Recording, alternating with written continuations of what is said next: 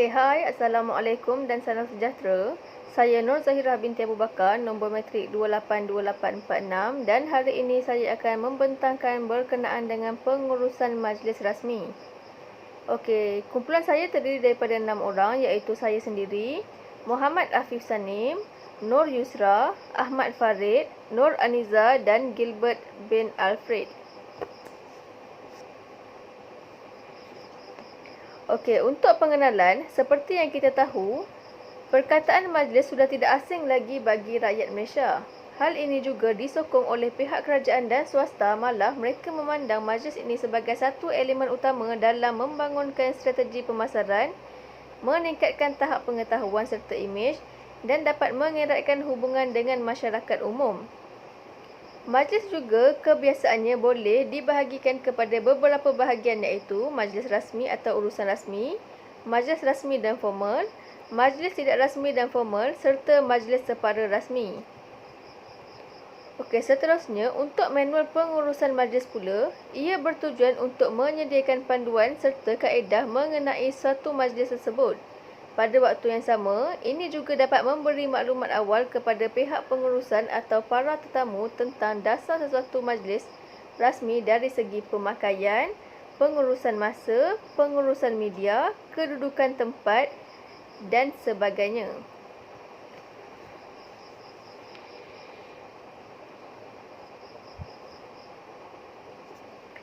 Okey, seterusnya pengurusan majlis. Pengurusan majlis ada 3 perkara utama dalam pengurusan majlis iaitu perancangan, pelaksanaan dan penilaian. Ini bertujuan untuk penganjur mengetahui tentang konsep pengurusan dan tindakan yang perlu diambil merangkumi sebelum majlis, semasa majlis dan selepas majlis.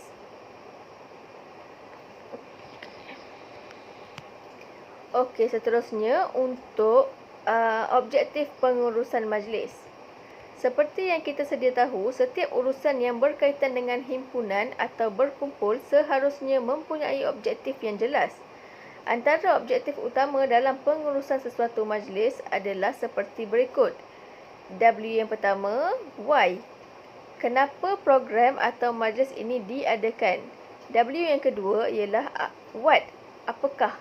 Apakah atau cara atau program yang akan dijalankan? W yang ketiga, when, iaitu bila. Bila ia akan diadakan? W yang keempat, di mana? Di mana majlis ini akan berlangsung? W yang kelima, siapa tetamu atau peserta yang akan dijemput? Dan yang terakhir sekali, how? Bagaimana untuk melaksanakannya? Okey, masuk pada bahagian takrifan.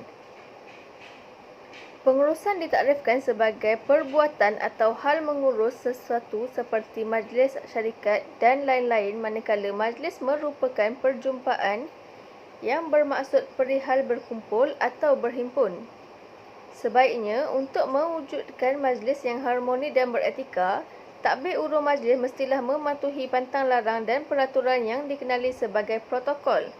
Protokol berasal daripada bahasa Yunani yang menggabungkan 2 perkataan asas iaitu protos yang bermaksud yang pertama dan kola yang bermaksud pelekat. Ini bermakna protokol tersebut membawa maksud label pertama iaitu tanda identiti atau status. Protokol juga boleh ditakrifkan sebagai satu peraturan dalam adat istiadat rasmi dan merupakan satu set peraturan dan adat untuk mengawal kerasmian, ketibaan, kesopanan, kehemahan, keharmonian dan keharmonian dalam melaksanakan perkhidmatan dan hubungan luar atau pelaksanaan sesuatu majlis. Seterusnya, perkara penting dalam pengurusan majlis. Okey, 6 perkara penting yang mesti dipertimbangkan. Yang pertamanya ialah mestilah diketahui umum dan boleh dikendalikan pada mulanya. Sebagai contoh, tapak majlis perlu terletak secara strategik dan bukannya tersembunyi. Kedua, terdapat ruang tempat letak kereta yang mencukupi supaya senarai jemputan boleh meletakkan kenderaan dengan mudah. Faktor seterusnya adalah majlis perlu mempunyai infrastruktur kemudahan asas yang mencukupi seperti tandas, tempat solat dan sebagainya. Keempat, venue mestilah sesuai dengan jenis majlis yang akan diadakan. Contohnya, Penganjur perlu tahu majlis tersebut sesuai untuk dilakukan di dewan terbuka atau dewan tertutup.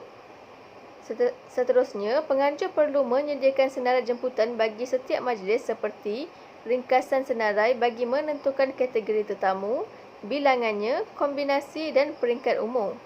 Selain itu, pemilihan menu juga perlulah bersesuaian sama ada untuk tetamu tempatan ataupun tetamu luar negara.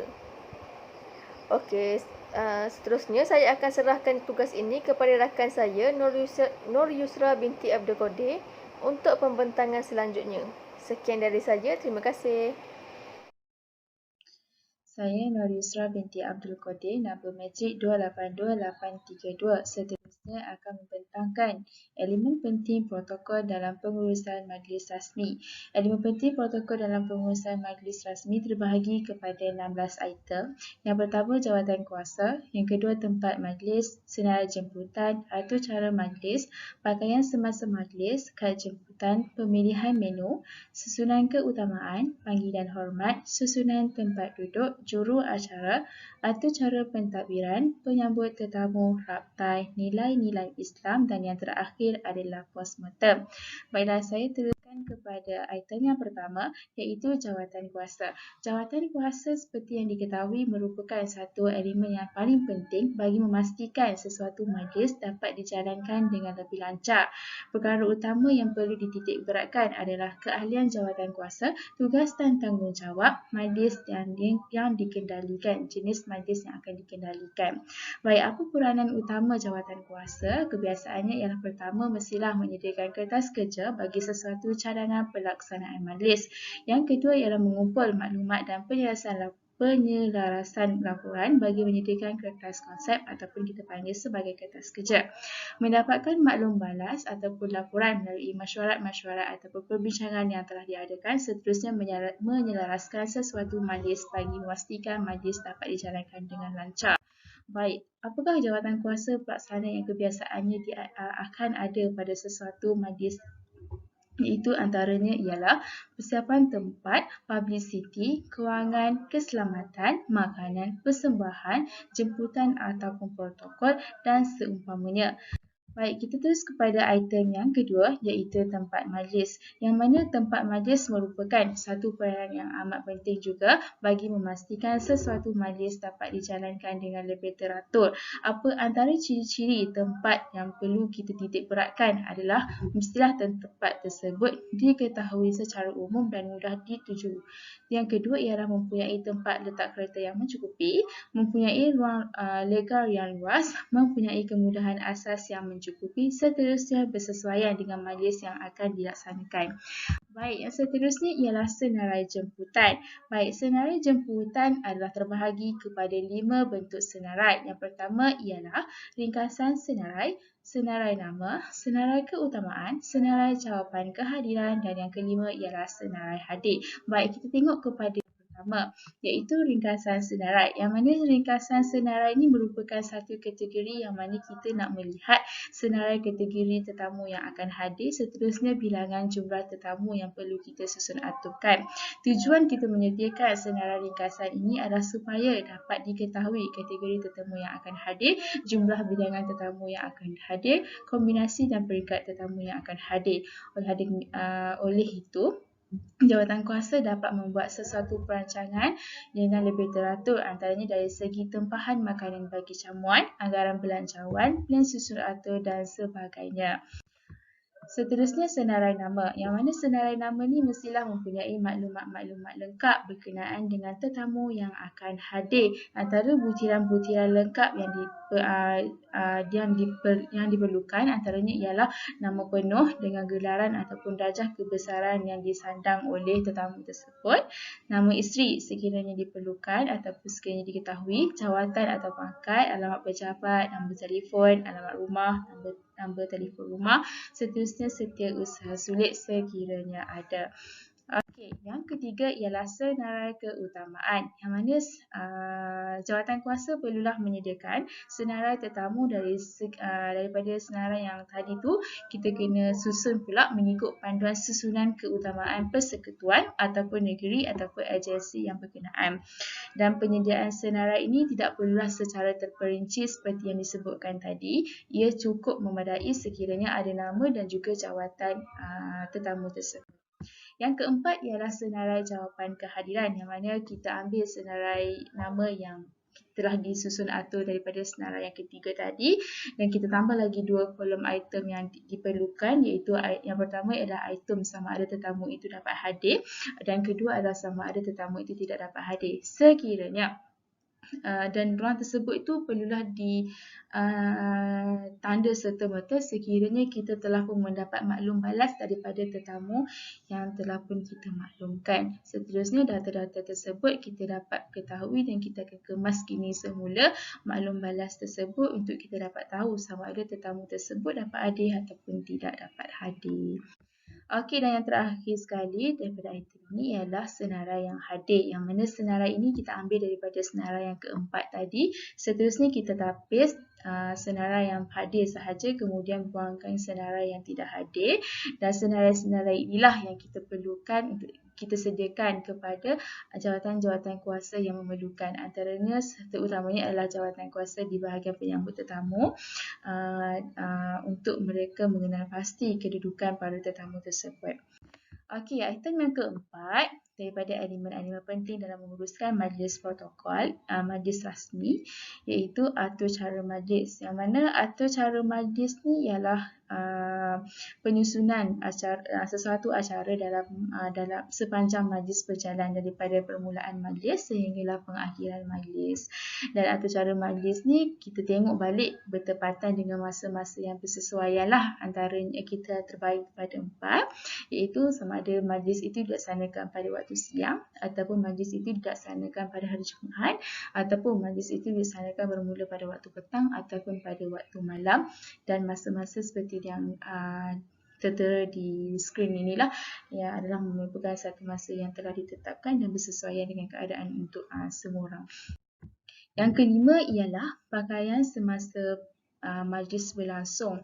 Okey, untuk pakaian ni ditakluk kepada jenis ataupun tahap majlis itu, sama ada majlis istiadat ataupun majlis rasmi ataupun majlis tidak rasmi ataupun separa rasmi lah. Dan kalau kita tengok balik jenis pakaian ataupun dress code sesuatu majlis rasmi, kebiasaannya dress code itu ditentukan mengikut kesesuaian majlis yang diadakan. Dan antara pakaian-pakaian yang dipakai ke majlis rasmi antaranya adalah yang seperti di tentera ni, iaitu dark long suit, black tie, batik, white tie or tailcoat, pakaian kebangsaan hitam, pakaian kerja, pakaian sesuai, pakaian sopan dan pakaian bebas. Itu tertakluk kepada kesesuaian jenis majlis. Seterusnya yang keenam ialah kad jemputan. Yang mana kad jemputan ni merupakan satu elemen yang penting jugalah bagi kita menjemput para tetamu. Dan dalam kad jemputan tersebut mestilah mempunyai butiran-butiran yang penting, antaranya ialah nama majlis, siapa penganjur, logo agensi, tempat majlis, ruang nama dan seumpamanya seperti yang ditentera, bagi memastikan tetamu tidak ragu-ragu ataupun tidak ragu-ragu dengan jemputan yang kita berikan. Dan kebiasaannya bagi nama tetamu pada kad jemputan tu akan ditulis dengan tulisan tangan dan di sampulnya pula akan ditulis secara type dan diedarkan 4 minggu sebelum majlis berlangsung. Dan tarikh jawapan sama ada tetamu dapat hadir ataupun tidak dapat hadir kebiasaannya mestilah diterima seminggu sebelum majlis berlangsung bagi memudahkan pihak jawatan kuasa menyusun atur program tersebut. Sekiranya majlis tersebut terpaksa dijalankan dengan secara tiba-tiba dan masa yang dilakukan itu adalah masa yang singkat, contohlah kurang daripada 2 minggu, kad jemputan mestilah dihantar dengan tangan sendiri. Okey, yang ketujuh ialah pemilihan menu. Yang mana pemilihan menu ni pula terbahagi kepada 3 jenis jamuan lah. Okey, kita tengok kepada jamuan yang pertama, iaitu jamuan ringan dalam sesuatu majlis. Okey, ini untuk jamuan ringan. Yang mana jamuan ringan ni kebiasaannya dia berada pada pertengahan majlis ataupun di penghujung majlis. Tapi kebiasaannya pada penghujung majlis lah. Sekiranya majlis itu mengambil masa yang terlalu lama, maka pihak penganjur dia akan meletakkan jamuan ringan tu pada pertengahan majlis.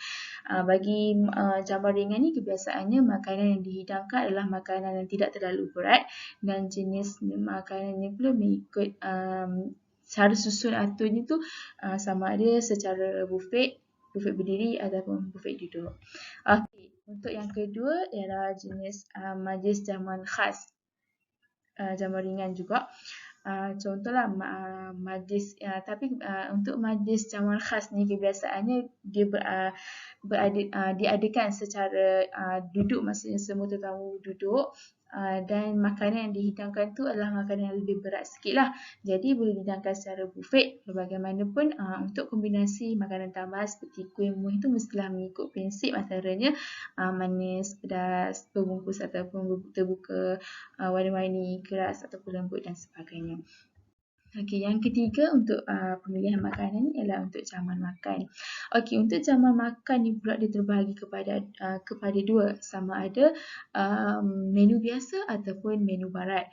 Contoh kalau makanan Cina ataupun Chinese food sebenarnya tidak sesuai lah untuk majlis rasmi ataupun majlis formal sebab cara nak hidang itu agak renyah ataupun agak susah lah mengikut amalan protokol kita dekat Malaysia ni.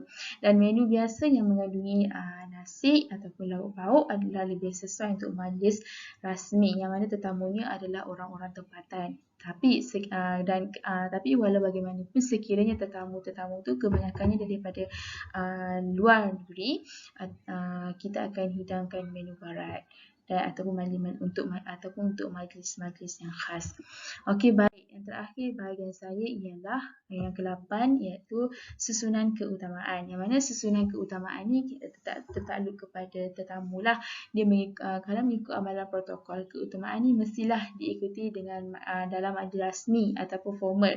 Dan keutamaan yang diwatakan itu kita menggunakan keutamaan yang diwatakan sebagai susunan keutamaan persekutuan dengan pindaan yang telah diluluskan dari semasa ke semasa. Kalau di peringkat negeri pula, kita menggunakan susunan keutamaan yang disusun oleh susunan keutamaan negeri yang berkenaan. Dan susunan ni mestilah diamalkan di semua majlis formal, seperti contohnya dari segi aturan ketibaan, balik dan pulang, tempat duduk, teks juruacara, teks ucapan dan sebagainya. Baik, itu saja daripada saya. Seterusnya item yang ke-9 akan disambung oleh ahli yang seterusnya. Terima kasih. Assalamualaikum warahmatullahi wabarakatuh. Pada meja daratan rakan, saya Ahmad Farid bin Zahari 282922. Pada masa ini saya akan terangkan ilmu penting protokol dalam pengurusan majlis dari poin 9 hingga ke 16. Poin 9 ialah panggilan hormat. Okey, panggilan hormat ini adalah gelaran yang perlu diberikan kepada tetamu kehormat yang hadir di majlis yang dijalankan. Poin ke-10 adalah susunan tempat duduk. Susunan tempat duduk adalah susunan bagi tetamu kehormat dan para hadirin yang hadir ke majlis. Kalau dilihat ke dalam grup dalam PowerPoint ni, susunan rajah 1 dan rajah 2. Baiklah, ini adalah rajah yang menunjukkan susunan tempat duduk bagi tetamu kehormat rajah 3 dan 4. Baiklah, seterusnya rajah 5 dan 6 menunjukkan tetamu kehormat yang membawa isteri dan ataupun pasangan masing-masing mengikut jemputan, iaitu jemputan dari isteri ataupun jemputan daripada suami. Okay, susunan 7 dan 8 menunjukkan susunan bagi tetamu kehormat dan para hadirin yang membawa isteri dan suami. Seterusnya susunan meja 9 dan 10. Bagi susunan ni dia mempunyai meja khas Ni dalam majlis kerajaan. Rajah ni menunjukkan sebelah dan 12 susunan meja bagi tetamu kehormat yang mempunyai meja khas, duduknya beriringan dengan suami isteri. Rajah 13 menunjukkan susunan meja bagi makan malam seperti macam makan malam mess night polis ataupun tentera. Susunan meja bagi 14 adalah susunan sama seperti 13, tapi kedudukan pasangan tu duduk bersilang. Baiklah, 15 dan 16 susunan meja bagi kedudukan meja bulat dalam sesebuah majlis. Susunan yang terakhir adalah 17 dan 18, iaitu mempunyai pentas di tengah-tengah dalam sesebuah majlis. Elemen ke-11 ialah pengacaraan majlis. Perlu mempunyai 3 perkara, iaitu masa, panduan bagi cara dan teks pengumuman. Elemen ke-12 ialah penyediaan atau cara pentadbiran. Ia bertujuan sebagai panduan pegawai yang mengendalikan majlis tersebut, sebagai panduan kepada semua pegawai dan pekerja yang terlibat dalam program yang dijalankan untuk menentukan majlis berjalan dengan lancar. Pengurusan masa yang lebih teratur untuk menyediakan panduan pada majlis yang akan datang.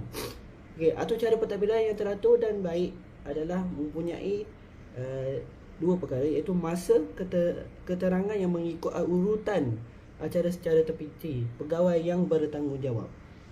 Elemen ke-13 ialah peranan menyambut tetamu, terbagi kepada 14, iaitu mempunyai maklumat atau cara kerajaan yang berkenaan, susunan tempat duduk, kawasan yang ditentukan, tempat-tempat penting, senarai yang tetamu dijemput, senarai tetamu khas, pakaian penyambut, cara menyambut, mengendali tetamu, ketibaan penyambut, pertanyaan dan teguran, kesulitan dan mudah senyum. Ke-14 adalah raptai. Raptai diadakan supaya mereka yang terlibat tahu akan tugas dan tanggungjawab untuk menentukan urutan majlis, untuk menentukan jangka masa yang tepat, untuk memperbaiki kelemahan yang ada, untuk penyelaras acara, untuk membiasakan petugas-petugas dengan keadaan setempat. Elemen ke-15 adalah nilai-nilai Islam. Dalam satu program tu kita mestilah selit program-program berunsurkan keislaman seperti penyampaian doa, nasihat ataupun penyampaian keagamaan melibatkan agama Islam. Elemen ke-16 adalah elemen postmortem. Postmortem dilakukan adalah bertujuan untuk penambahbaikan bagi majlis yang akan datang. Baiklah, itu saja daripada saya, bahagian elemen-elemen berkaitan dengan protokol pengurusan majlis. Sekian daripada saya. Assalamualaikum. Salam sejahtera meja dan rakan-rakan. Saya Gilbert bin Alfred, nombor matriks 283741, akan membentangkan tugasan 1, pengurusan majlis rasmi. Dan bahagian topik saya pula ialah kepentingan pengurusan protokol dalam majlis rasmi. Baiklah, kepentingan pengurusan protokol dalam majlis rasmi. Pengurusan dan perancangan acara dalam sesuatu majlis dikendalikan oleh badan atau jawatan kuasa tertentu. Pengurusan acara yang teliti dapat membantu sesuatu acara berjalan dengan lancar dan mencapai objektif yang dirancang, memupuk suasana kerja berpasukan dan menjadikan sesuatu acara atau majlis menjadi lebih menarik dan berjaya. Pembahagian kerja, peranan dan tanggungjawab antara ahli pasukan dapat melancarkan pengurusan acara dengan jayanya. Dengan adanya pengurusan acara dalam majlis rasmi, ia membantu kita mempelajari tentang kemahiran penyelesaian masalah, pengurusan masa dan membuat keputusan dengan cepat dan tepat. Ia terdiri daripada proses perancangan, penyusunan, pengarahan dan pengawalan. Pengurusan acara terdiri daripada 3 bahagian penting, iaitu sebelum, semasa dan selepas sesuatu pengurusan acara dilaksanakan. 3 bahagian ini bertujuan memastikan agar setiap acara atau majlis berjalan dengan lancar dan teratur. Berikut merupakan 3 bahagian yang dinyatakan, iaitu sebelum majlis, semasa majlis dan selepas majlis.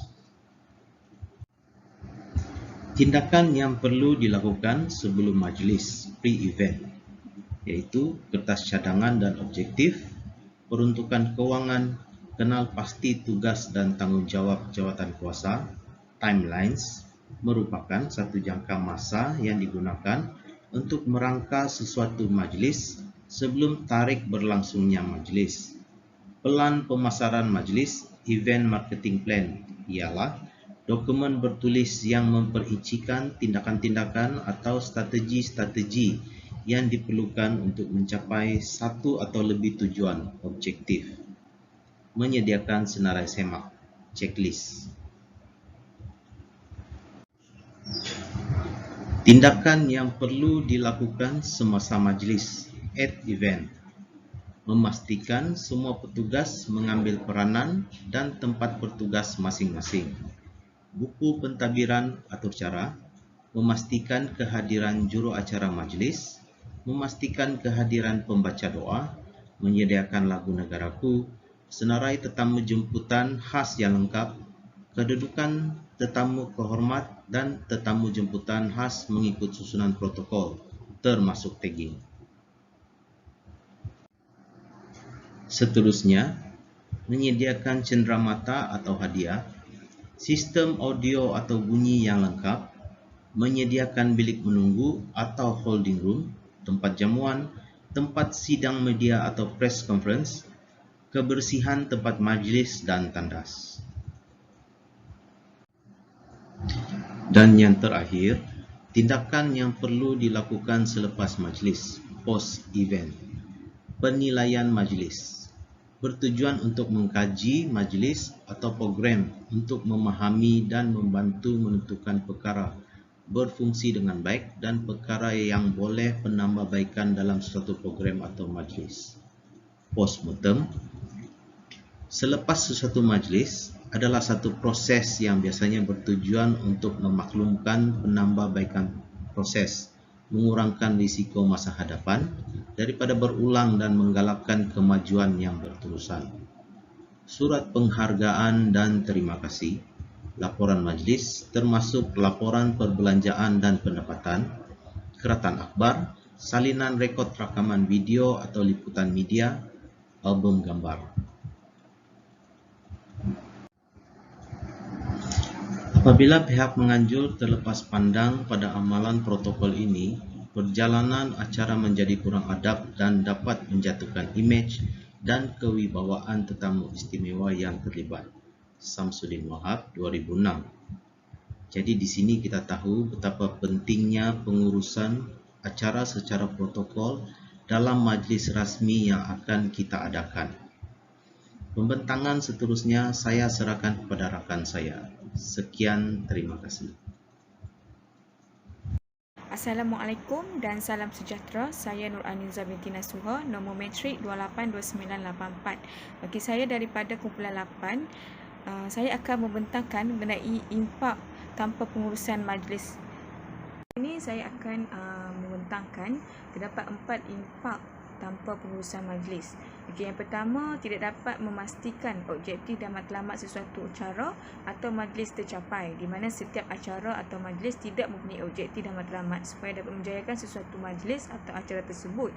Menurut Samsudin 2013, pengurusan acara penting bagi memastikan matlamat organisasi pengendalian acara tercapai. Bagi memastikan matlamat majlis tercapai, protokol majlis memainkan peranan yang sangat signifikan dalam pengurusan acara. Hal ini juga pernah ditekankan serta telah dibicarakan oleh penceramah berpengalaman iaitu Encik Muhammad Zaini Othman dari Universiti Sains Islam Malaysia, di mana beliau pernah mengatakan bahawa bagi merealisasikan objektif atau matlamat sesuatu majlis, pengurusan dari segi aspek protokol majlis memainkan peranan yang sangat penting. Impak tanpa pengurusan majlis. Okey, pengurusan acara merupakan elemen yang amat penting dalam sesuatu organisasi kerana aspek ini akan menjadi suatu wahana dalam melaksanakan dan menguruskan suatu acara atau majlis dengan baik dan cekap. Aspek pengurusan acara ini juga akan menyebabkan suatu majlis atau acara dapat dijalankan secara lancar dan tersusun dari segi susun atur, tugas, program, pertuturan dan dari segi pakaian. Okey, jika tiada tata cara pengurusan terhadap sesuatu majlis, pasti akan berlakunya kecacatan dalam menjayakan sesuatu program. Yang kedua, tanpa pengurusan majlis, kita tidak dapat menguruskan sesuatu majlis atau acara secara bersistematik. Okey, hal ini demikian kerana penganjur tidak akan mengadakan mesyuarat atau perbincangan mengenai majlis, menubuhkan jawatankuasa dan pengagihan tugas supaya semua ahli jawatankuasa dapat memikul dan melaksanakan tanggungjawab yang sempurna semasa majlis dijalankan. Okey, apabila suatu majlis tidak diuruskan dengan sistematik, secara tidak langsung nama dan imej baik korporat tersebut terpalit dan menjejaskan nama baik organisasi. Yang ketiga pula, tiada tata cara pengurusan acara. Okey, di mana tata cara pengurusan acara merupakan arus perjalanan atau proses-proses dalam usaha menjalankan sesuatu majlis atau acara. Tata cara pengurusan acara ini memainkan peranan yang dominan dalam menguruskan dan merancang sesuatu majlis dengan sistematik dan teratur. Tata cara pengurusan acara ini dapat dibagi kepada 3 fasa, iaitu pra, semasa, pasca bagi sesuatu acara atau majlis. Akhir ialah tiada pengurusan serantau, di mana pengurusan serantau dalam menguruskan acara merujuk kepada aspek publicity dan juga media. Aspek ini sangat penting dalam menyampaikan maklumat dan menjelaskan tujuan dan objektif mengenai suatu acara atau ada di peringkat kebangsaan atau antarabangsa. Jika tidak melalui publicity, penganjur tidak boleh dapat membuat hebahan sesuatu majlis melalui media massa, media cetak dan sebagainya. Proses ini tidak dilaksanakan lebih awal sebelum suatu majlis atau acara dianjurkan. Kesimpulannya, pengurusan acara memainkan peranan paling penting dan utama bagi mengorganisasikan sesuatu acara atau majlis pada mana-mana peringkat dengan lancar dan sistematik. Bagi mencapai matlamat dan objektif pelaksana sesuatu acara, setiap ahli jawatan kuasa pelaksana perlu bekerjasama dalam melaksanakan tugasan yang diberikan untuk menjayakan sesuatu acara.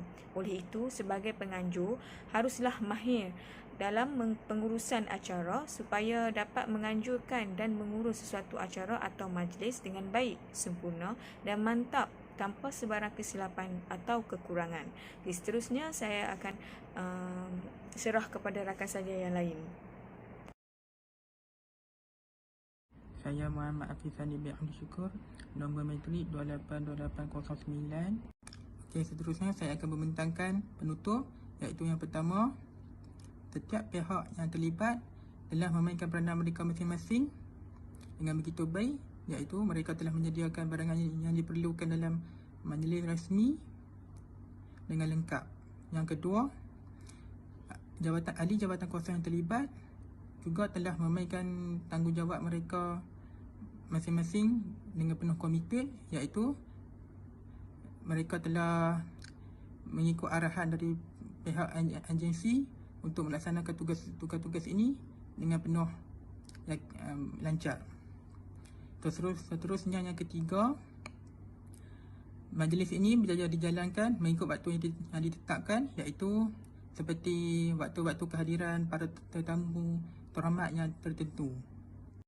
Okey, seterusnya yang keempat, dengan mengadakan sambutan majlis rasmi ini dapat memberi penghormatan dan penghargaan kepada para pemimpin kita yang terhormat ini yang telah menjaga kedaulatan negara kita dan menambah bakti kepada negara kita. Seterusnya yang kelima, dengan kehadiran para tetamu pemimpin kita yang terhormat ini telah menjadikan majlis ini berjalan dengan meriah dan berseri. Okey, dengan menganjurkan sambutan majlis rasmi ini dapat melambangkan sifat rakyat negara kita mempunyai sifat perpaduan yang kukuh, saling bekerjasama, mempunyai sifat hormat kepada para pemimpin dan melambangkan status negara yang mempunyai sifat patriotik. Sekian dari saya. Assalamualaikum warahmatullahi wabarakatuh.